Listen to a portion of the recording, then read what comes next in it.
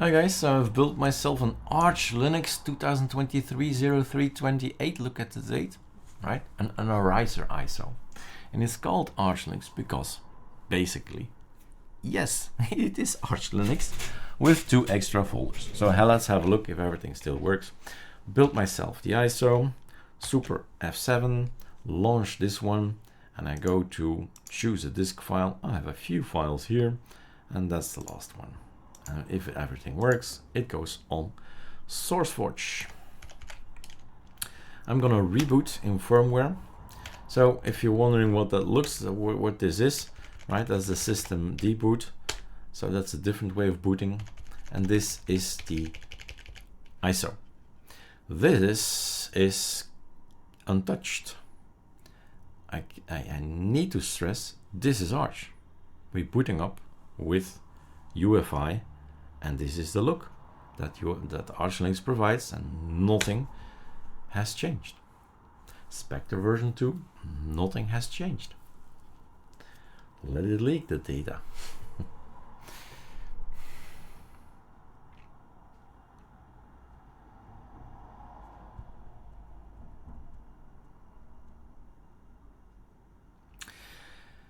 And there's no point here in this project, Ariser, there's no point in starting something graphical, SDDM or Plasma. No. This is Arch. The greeting is Arch. The only difference is, and first of all, I'm kind of waiting. Why am I waiting? Pacman is doing all kind of things. He's getting keys in. Keys, right? So I've put on somewhere on the system. Well, let's first get my Azerty keys. Load keys, BE, Latin, and then the numeric key. Yep. So bingo. What you need to wait for on Arch is the keys. They come in, if you got internet, they come in and they will be shown like this: systemctl, status, and then pacman, init, service, enter. This is a good show. This is okay, finished, right? Disabled, updating, it's finished. We can go ahead with the installation. But you gotta wait for this guy. Pacman is your package manager, right? If he's not ready, you can't install anything. Any Arch, wait for it. If it's there, right, wait for it. Okay. If that's done, now let's look around. So cd, the root, ls, this is what we get. And I don't know, nano version. Then you see the nano that we've got. Voila, 2023-03-28, that's what it says. But ls, we have cd, etc. And ls again. And there he is, devrel, nano. That's something we've added as well, just to know. Then at that particular moment in time, March 28, 2023, yes, 8 o'clock, 21 minutes, 21 seconds, coincidence, then is when the ISO was built, okay? So a reference somewhere to know, okay, it's that old. Now, back to the root. The thing that's here special is the fact that we have an ls and an ls-def, and that's it. That's the only difference. Def is for me to play around with, develop, and ls is for me to use. So in here are all kind of scripts, but these scripts are not green. That means they're not executable, but there is one.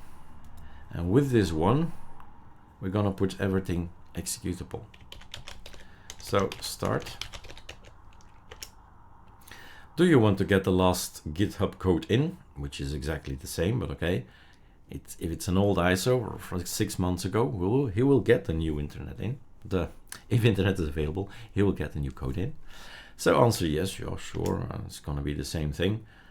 Then making all s.sh files executable. So it's, if you go on and look, you'll see it's green. Shall we start at ls script? So if you want to look, you say no, right? And you see, okay, all green. So now you can run any of these guys separately if you want to. if you need to. So yes and yes. And that's the fun of the vision of Pico. Pico creates variables. I choose what's inside that variable. Pipewire, yes, no. Install Inksy, yes, no. Install Sublime Text, and so on. All the choices you make will be there at your disposal. And you say, I want to have NVIDIA, or I want to have something else. It's all there. You want to have ButterFS. Any aspect of the installation of an ArcoLinux installation is there. I want to have XFCE, I want to have SDDM, right? It's all there. I want to have grub, I want to have system deboot. It's there. So the thing is, you make a GitHub of your own, decide what parameters you like. You do exactly the same as I do. You build the ArcoLinux ISO with your GitHub on there. You can keep naming it Alice, right? But it's coming from github.com/your-name/your project. And it's on the ISO. There's no need for anybody else than Arch, an installation script, and afterwards we call it the ArcoLinux Nemesis, meaning get software in, get configs in, get dot files in, and off you go, right? There's no need for anything else but those things. So basically 3 things. All right, let's wait for it to work. I see there are some problems with Miroir Labhouse France. So it's going to go to other places. So those are just Arch servers that do not respond quickly enough, and then it goes on to the second one, and the second one, and the third one, fourth one, and so on. It's a list of servers, and for whatever reason, it can be a lot of things. So good for Reflector. Reflector basically is going to organize the best servers in some kind of order, whatever you select as order, right? In my case, I've took 4 or 5 countries, so he'll find something somewhere. And there we go. We install everything. Well, first download. And then we install everything. And we end up with choices, right? It starts with grub or systemd. Then SDDM, GDM, LightDM. Then Plasma, Mate, XFCE. And then I boot. Well, maybe some Pipewire and Bluetooth and so on, but don't need to do that. I can do the ArcoLinux Nemesis scripts and get my printers in and get my Bluetooth in. So you can keep this a riser project as simple and as lean and as mean as you like, and install everything later. All you need to have is a system that boots, not even SDDM. Finished in 3 minutes 40 seconds. 3 minutes 40 seconds. Let it. That's nothing. In 3 minutes 40 seconds, you've got a operating system. All right. And if you go to ariser.eu, I think we have a record somewhere mentioned. I think it was 2 minutes and in the 14 seconds, I think. All right. So here we go. That's what I've chosen, right? Systemd, not grub.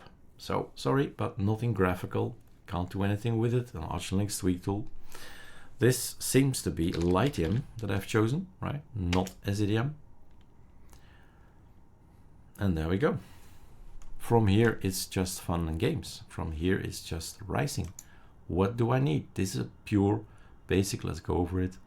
Pure basic XFC and Dubois 1 Smelt and Dubois 1 Sublime Text, but that's it, right? And Dubois 1 Firefox, but all the rest is pretty much the same. Now there are things you can do, and that's up to you, right? Get Nemesis on the riser. It's just a git clone thingy, which makes my life so easy, right? 0, done, and I go eat again. After 3 minutes time, an operating system is installed, and then I go clone my scripts after installation. So the ArcoLinux Nemesis is something you run after you install Garuda or EndeavourOS or whatever Arch Linux system you have. You get rid of the things you don't want, and you get things in you do want, and that's as simple as that. That's basically what we do here, getting rid of all things. And this is written for anything Arch, right?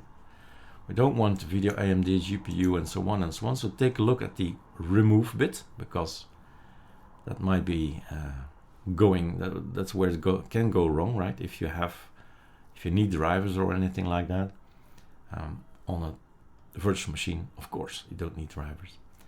But stuff in here is, yeah, we did make decisions basically. So edit ArcoLinux Nemesis, copy paste it, and start editing it. And gradually over years, this is a work of years, right? It will get better and better. And in the meantime, all kind of software come in. All kind of things have changed already. Can we give an example? GIMP and Inkscape will come in eventually at some point in time. Vivaldi, Google Chrome, or Chromium will come in. VLC will come in. Don't want offices, but there you go. This, oh, I clicked on that thing. That was not smart. So all these guys, BET is coming in, Bibata cursor theme. Yeah, we don't have our normal cursor, right? It's all about choices, and that's all it is. It's all about choices. So another video to make you aware that this could be also a learning kind of project, starting from a very, very basic XFCE, and then doing your thing with it. Because what I instantly would do as a reflex is install CHADWM and switch. Done, right? And leave XFCE for intact. If you mess it up, you can't log into CHDWM, you go to XFCE, fix whatever you did, go back to CHDWM. That's our advice if you start learning with Tiling Window Manager. Keep one desktop around. And XFCE is a good choice because of all the things that we have. Control-Shift-Escape, the Task Manager, Super-Shift-Enter, Tuner, and so on. There are bits and pieces of XFCE in all our Tiling Window Managers because it's powerful. We are allowed to have bits and pieces. If we install something from Plasma, the whole Plasma system comes in, right? That's not the idea. We just want to see what processes are there. So the Task Manager. We don't want a complete Plasma. So there is a reason why we went for XFCE, the Power Manager. Just that thing, not the complete whatever, right? All right, enjoy the learning because that's what we are here for ourselves to learn and to share whatever we learn so you can learn. All right, cheers.